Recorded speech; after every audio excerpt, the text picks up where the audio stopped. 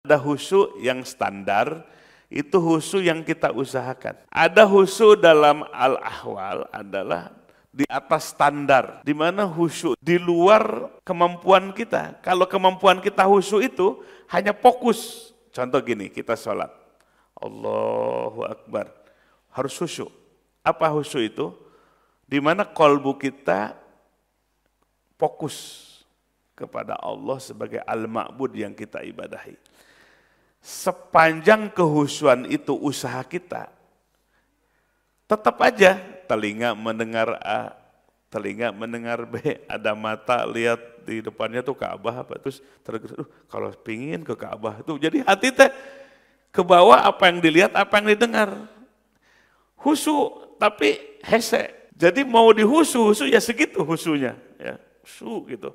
Kalau husunya usaha kita, kalau husunya baru usaha kita, setinggi apapun husu yang kita usahakan, ya segitulah. Tetap telinga mendengar. Makanya Nabi ketika ngimam, Nabi menggunakan husu yang husunya standar. Sehingga Nabi ngasih contoh, maksudnya ketika sholat berjamaah ada anak kecil nangis. Ya, mungkin ingin ke si ibunya itu. Maka Nabi mentahbib, meringankan sholat dengan mempercepat. Asal rukunnya aja, tidak dilama-lama sujudnya, rukunya gitu. Sampai kepada rukunnya saja cukup, nggak ada sunah-sunahnya. Langsung assalamualaikum, assalamualaikum. Nah, Nabi husunya husu yang mana ini? Husu yang usaha. Terdengar jeritan anak kecil menangis, pingin buru-buru digendong oleh ibunya. Nabi mentahbib, meringankan sholatnya, cukup yang rukunnya saja, yang pardunya saja, yang sunah-sunah ditinggalkan. Itu Nabi ngasih contoh. Jadi kalau ngimam, mesti lihat makmum. Lihat apa? Ada yang tua, yang sujudnya susah, ada anak kecil, ada anak santri, ada musafir. Nah, si imam harus jeli melihat itu. Ambil yang tengah-tengah, cepat. Jangan nanti melanggar rukun. Jangan lama-lama. Tahbib diringankan. Itu imam yang terbaik. Jangan anak kecil nangis berjamaah lagi. Ini imam baca surah Waqiah. Jadi khusyuk yang kita usahakan itu masih kita mendengar, melihat, ada perhatian yang lain, tetap kalau khusyuknya khusyuk yang kita usahakan. Tapi itu udah standar.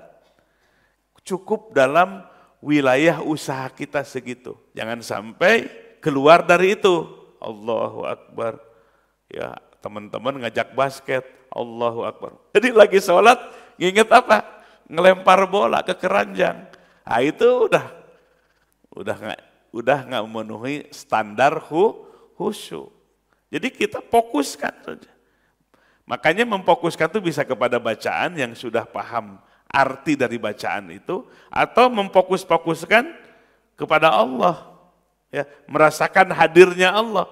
Jadi bisa khusyuk itu bagi yang sudah paham bacaan, ikuti bacaan dengan hati. Allahu Akbar, Allah Maha Besar. Ya, surah Fatihah kita mentadaburinya itu khusyuk. Makanya bacaan itu jadi alat supaya hati kita mengikuti maknanya, mentadaburi. Kalau belum bisa mentadaburi makna, terjemahnya belum tahu, khusyuknya adalah hudurul qalbi, hadirkan hatinya bersama Allah. Kita sedang menghadap kepada Allah, hadirkan azamah, agungnya Allah. Itu khusyuk.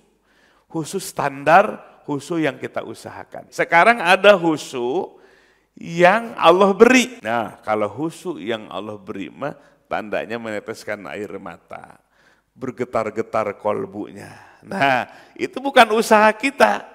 Nggak bisa kita mengusahakan supaya ngegetar-getar hati. Ya kalau badan bisa digetar-getar tuh.